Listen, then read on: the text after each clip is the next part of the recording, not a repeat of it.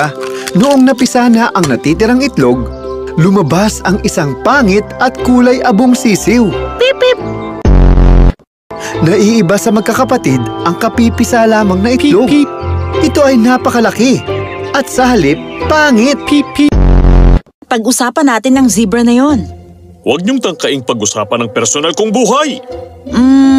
Pasensya na. Sana lagi kang humihilik ng ganito, mahal ko.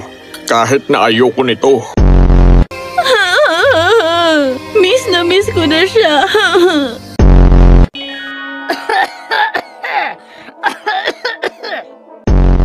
你疯了吗？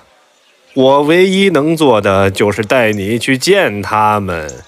你是我生命中唯一不寻常的东西。